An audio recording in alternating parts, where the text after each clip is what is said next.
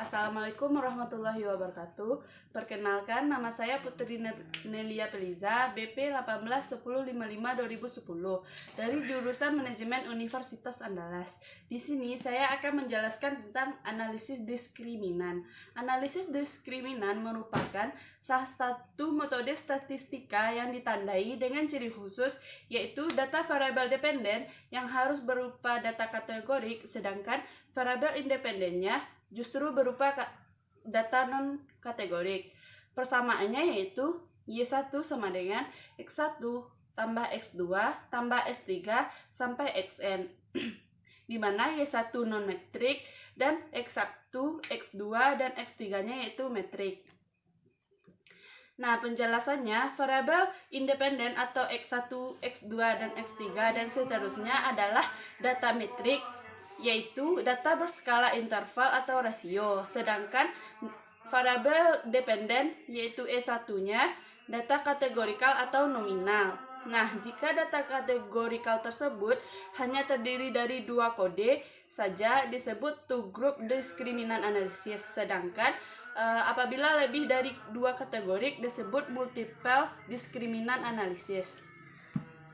Tujuan dari analisis diskriminan secara umum yang pertama yaitu untuk mengetahui apakah ada perbedaan yang jelas antara kelompok pada variabel dependennya. Nah, bisa juga dikatakan untuk melihat perbedaan antara anggota grup 1 dan grup 2. Yang kedua yaitu jika ada perbedaan untuk mengetahui variabel bebas mana yang membuat perbedaan tersebut. Yang ketiga yaitu membuat fungsi atau model diskriminan pada dasarnya mirip dengan persamaan regresi. Yang keempat yaitu melakukan klasifikasi terhadap objek. Dalam terminologi SPSS disebut baris. Dan objek mengetahui apakah suatu objek tersebut pada grup 1 dan grup 2 atau lainnya. Nah, asumsi dan sampel dalam analisis diskriminan. Yang pertama, sejumlah P variabel independen harus berdistribusi normal. Yang kedua, matrik ragam-ragamnya variabel independen berukuran PXP kedua kelompok harus sama. Yang ketiga, tidak ada korelasi atau hubungan antara variabel independennya. Yang keempat yaitu tidak terdapat data yang outlier pada variabel independen. Beberapa tahapan atau kriteria dalam analisis diskriminan.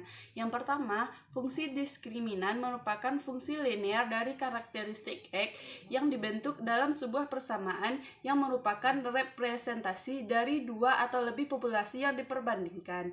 Yang kedua, identifikasi terlebih dahulu sejumlah karakteristik X yang akan diperbandingkan dari 2 atau lebih populasi.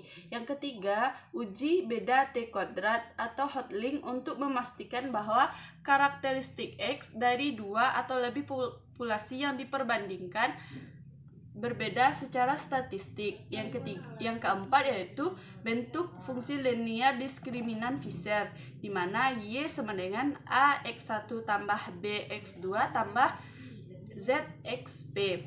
Nah, yang kelima yaitu uji signifikansi karakteristik X dalam model diskriminan untuk memastikan bahwa karakteristik X dalam model diskriminan signifikan sebagai pembeda dari 2 atau lebih populasi. Yang keenam yaitu hitung R kuadratnya antara karakteristik X dengan fungsi diskriminan yaitu Y untuk mendapatkan besaran nilai kontribusi masing-masing karakteristik X pada model diskriminan yang terbentuk. Yang ketujuh yaitu proses iterasi pengulangan perhitungan jika dalam proses pembentukan model diskriminan didapati ada karakteristik X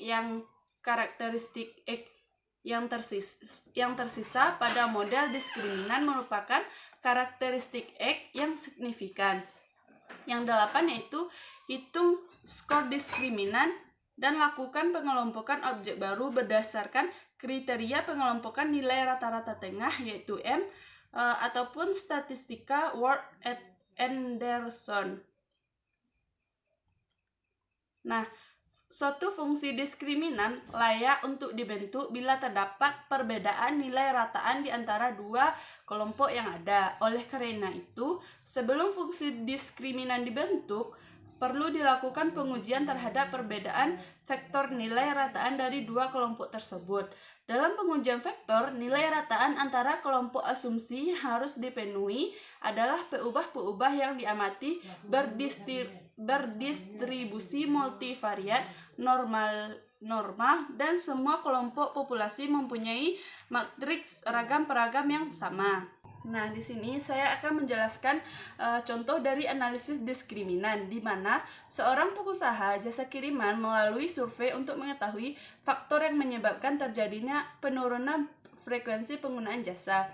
Dengan respondennya 50 orang, faktor tersebut antara lain keamanan barang, penanganan komplain, kecepatan pengiriman, dan pelayanan staf. Jadi, X1-nya yaitu keamanan barang, X2-nya penanganan komplain, X3-nya kecepatan pengiriman, X4-nya yaitu pelayanan staf, sedangkan Y-nya yaitu kelompok penggunaan jasa, kelompok penggunaan jasa, kelompok yang jarang, dan kelompok yang sering menggunakan jasa kiriman. Nah, di sini saya sudah membuka aplikasi SPSS 17. Di mana jumlah respondennya sebanyak 50 orang, X1-nya yaitu keamanan barang, X2 penanganan komplain, X3-nya kecepatan, X4 pelayanan, dan Y kelompok penggunanya. Nah, pada name X1, X2, X3, dan X4 dan Y. Nah, pada label X1 kita masukkan labelnya yaitu keamanan barang,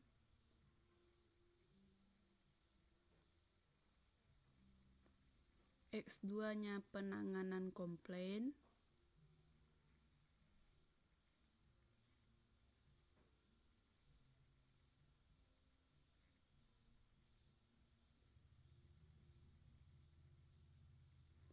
X3-nya yaitu kecepatan pengiriman barang.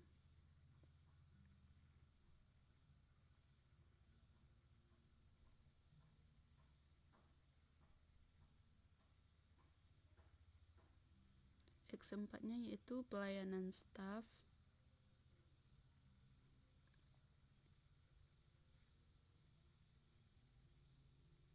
Dan Y-nya yaitu kelompok pengguna jasa tersebut.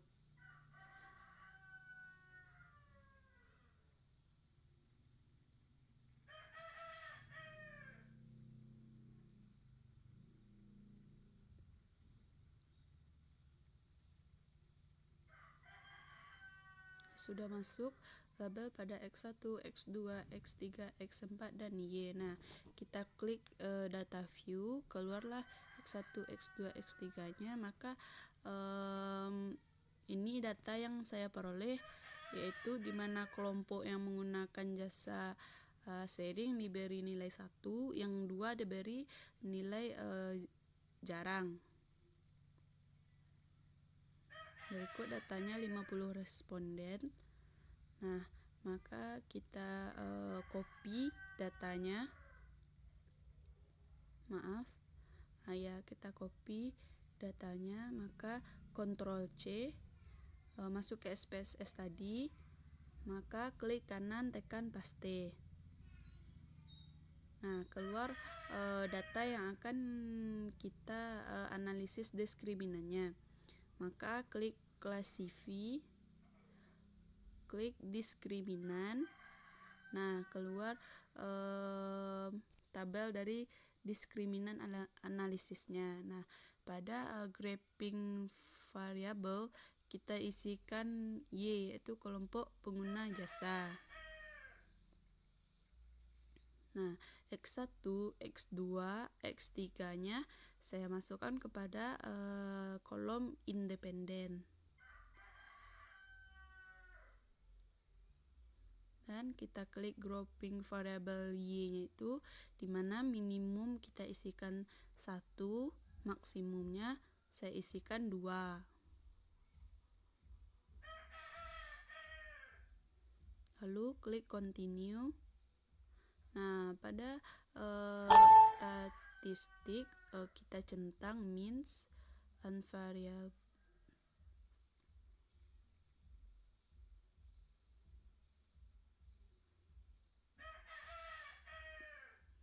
saya centang semuanya, maka klik continue. Nah, klik classify, centang yang berdasarkan saya centang ini, dan summary tabelnya juga saya centang. Maka klik continue lalu tekan OK. Nah, sambil menunggu output dari analisis diskriminan. Pada tabel analisis diskriminan tersebut menunjukkan bahwa datanya valid, tidak ada data yang hilang, yaitu sebanyak 50 responden.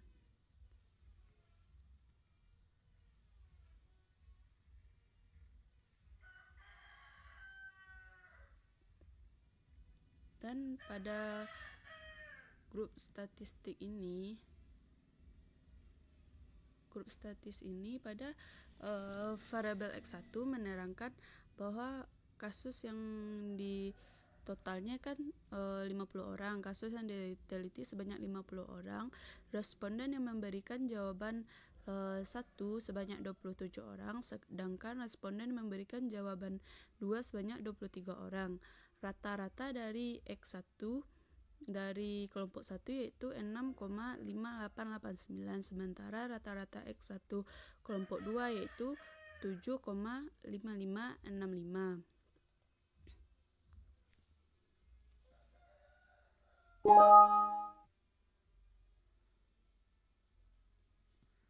Nah, selanjutnya saya akan masuk kepada tabel equity of group means. Pada tabel equity of group means di atas adalah hasil analisis untuk menguji kesamaan rata-rata variabel, uji nilai Wilks lambda dan nilai signifikansinya. Jika angka Wilks lambda mendekati angka 0, maka cenderung ada perbedaan dalam kelompok. Keputusan hipotesis dengan nilai signifikansi, jika signifikansinya besar dari 0,05, maka tidak ada perbedaan dalam kelompok. Sementara jika nilai signifikansinya kecil dari 0,05, maka ada perbedaan dalam kelompok. Nah, semua variabel X1, X2, X3, X4-nya, maka signifikansinya itu sebesar kecil dari 0,05. Maka ketiga variabelnya memberikan perbedaan pada keputusan Y, kecuali pelayanan staf. Sementara pada output tabel people within group matrix ini, tabel di atas adalah analisis covarian dan correlation. Ini dilihat nilai korelasi apabila ada korelasi antara variabel independen dengan nilai besar dari 0,5, maka dicurigai adanya gejala multikolineritas. Di atas tidak terdapat korelasi sebesar 0,05, maka tidak adanya multikolonaritas. Nah, sementara pada tabel box M atau threshold, untuk menguji kesamaan varian digunakan angka box M dengan ketentuan jika signifikansi besar dari 0,05, maka HO diterima. Jika signifikansi kecil dari 0,05, maka HO ditolak. Hipotesisnya, HO varian kedua kelompok data identik atau homogen. H1 varian kedua kelompok data tidak sama atau heterogen. Pada nilai p-value statistik uji box M diketahui p-value-nya yaitu 0,444, besar dari 0,05, maka diterima HO. Dengan demikian varian kelompok data adalah identik. Nah, sementara pada tabel summary of canonical ini yaitu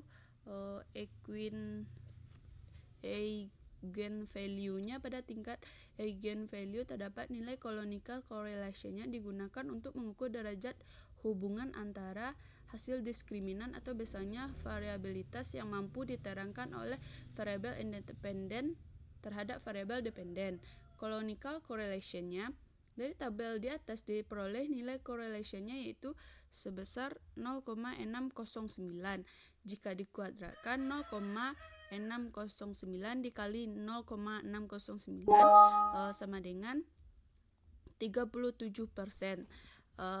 Artinya 37% varian dari variabel independen atau kelompok dapat dijelaskan dari model diskriminan yang terbentuk. Nilai korelasi kanonikal menunjukkan hubungan antara nilai diskriminan dan kelompok nilai sebesarnya 0,609. Berarti hubungannya sedang.